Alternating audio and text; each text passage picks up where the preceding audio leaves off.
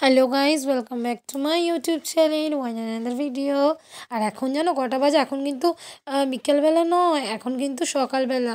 এখন বাজে ভোর 6:30।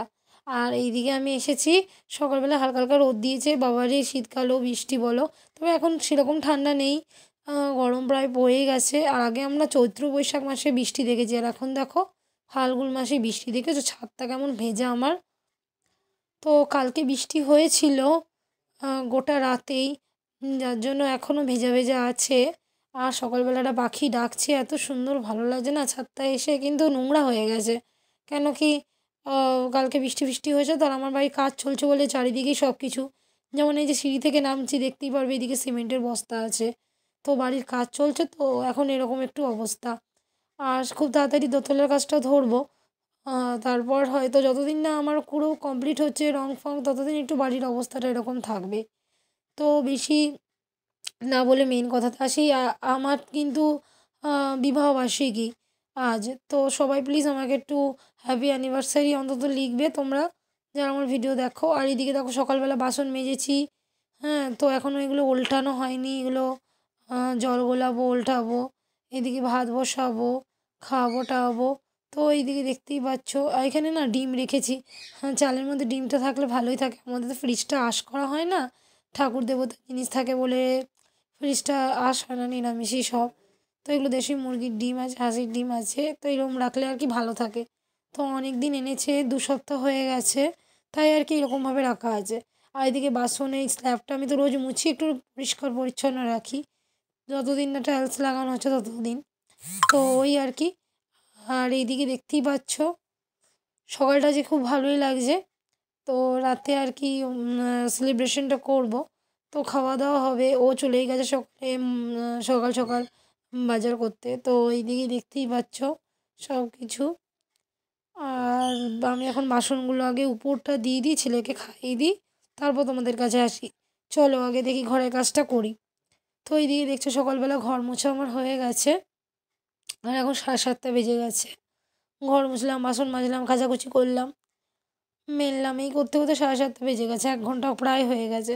আর দেখো বিট্টু এখনও ওঠেনি, এবার বিট্টুকে আমি ঘুম থেকে ওঠানো করাবো।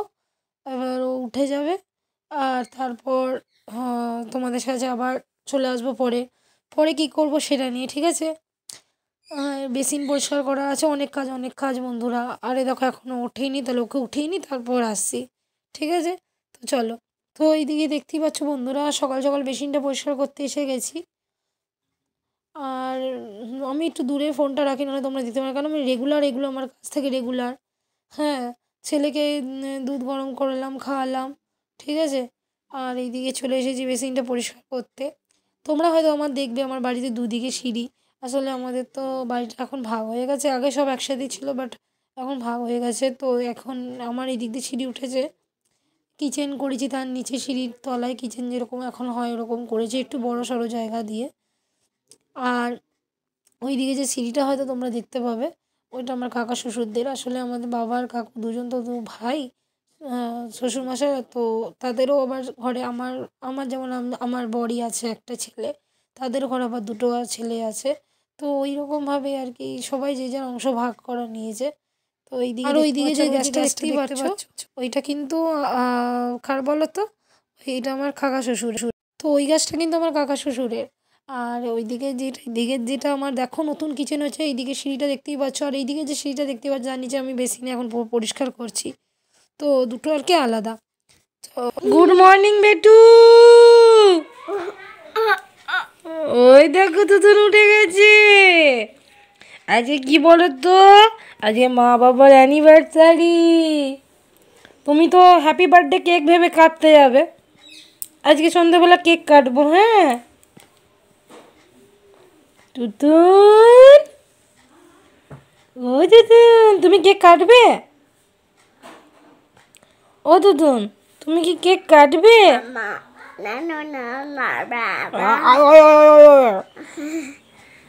বলো, কেক কাটবে তো? না কাটবে না, কে কাটবে তাহলে? কেকটা কে কাটবে? আমি কাটবো আর বাবা কাটবে। তাহলে কে কাটবে? ও তুমি তুমি কাটবে, আচ্ছা তুমিই কাটবে, মা বাবার তরফ থেকে তুমি কেটে দেবে। চলো চলো চলো চলো, এবার ব্রাশ করিয়ে দিই, মুখটা ধুয়ে দিই, চলো। কি চলো চলো, ওই দেখো তোমার ভালো ওইদিকে ঘুমিয়ে আছে, ভালো ঘুম ঘুম পাড়িয়ে দিয়েছো তোমার সাথে। ওঠো, মশারি খুলতে হবে, অনেক কাজ আছে। গুড মর্নিং বেটু, উঠে যাও উঠে যাও উঠে যাও, চলো।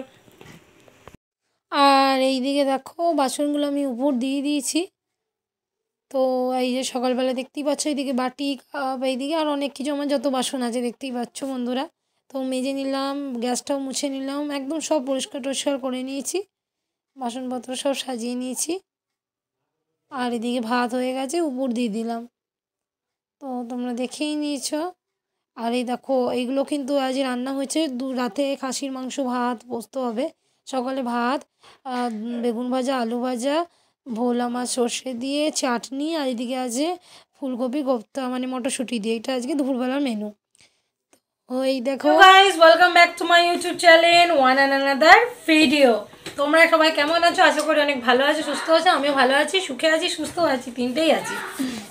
আর আজকে আমার অ্যানিভার্সারি, তাই সবাইকে বলছি আমাকে অনেক ভালোবাসা দিও, বড়দের আমার তরফ থেকে প্রণাম। তোমরা সবাই আমার আশীর্বাদ করো যেন এইভাবে আরও যতদিন বেঁচে আছি এইভাবেই যেন দুজন মিলে অ্যানিভার্সারিটা কাটাতে পারি।